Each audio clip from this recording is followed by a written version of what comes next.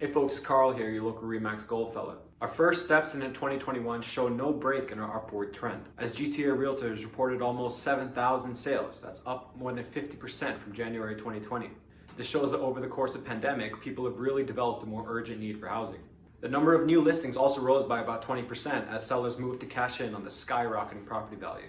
Since the number of sales is so much higher than the number of new listings, we're seeing almost a 5% decrease in active listings, which means that buyers are dealing with more competition and less choice. The overall price for all GTA markets was up 15.5% since last January, but the overall detached housing market was up over 31.2%. This means a $600,000 home acquired last January has granted its owners around $200,000 in equity over the last 12 months. A more realistic $1 million home has appreciated by over $300,000. You can count the number of jobs to get you that much in 1 year. In regards to the condo market, data has indicated that the benchmark price year over year has stayed pretty constant. It's even increased just a few thousand year over year compared to the usual uptake of around 10%.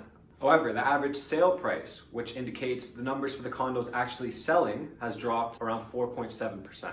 Since the benchmark price has stayed roughly constant, but the overall average sale price has decreased, this suggests that there hasn't necessarily been a drop in the condo values, but that the sales are trending towards the lower end of the range. This is likely being realized as a result of the overarching effect of the pandemic on property values. As mentioned before, part-time and non-essential workers that make up a large proportion of the rental market are currently out of work. As the one-bedroom condos are less likely to be occupied by a family with stable income and more likely to be investment properties occupied by tenants, this makes the expected rental income more susceptible to market fluctuations. As rental income drops and landlords aren't able to carry their mortgages, they try to sell. When more units hit the market, price drops, and when demand drops, price drops even more. What excites us moving forward is that towards the end of January and into February, we're seeing that the overwhelming demand for housing is starting to spill back into the condominium segment, soaking up these units that have been on the markets for months. This is M City by Rogers. It's going to be a huge landmark development made of 81 stories of zigzagging balconies. It's going to be an absolute masterpiece comparable to the Marilyn Monroe building that came up a few years ago. As you know, that helped transform the whole Mississauga area into the modern landscape that it's looking like today.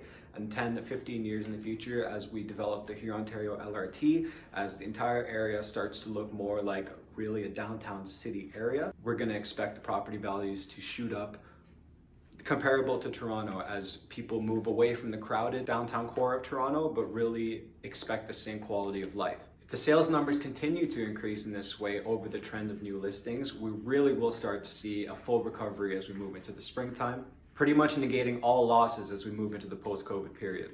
At the beginning of the pandemic, there was a lot of speculation about an impending mortgage deferral cliff, which is the period of time after the initial announcement where people were expected to have all their mortgage deferrals come due at once. There was expected to be a large wave of units that were about to hit the market due to people's inability to keep up with their mortgage as they deferred all the payments to come due at once. However, Canadian mortgage professionals are now reporting that the vast majority of those mortgages were deferred out of an abundance of caution rather than necessity. As such, most of the constituents have now resumed their regular payments.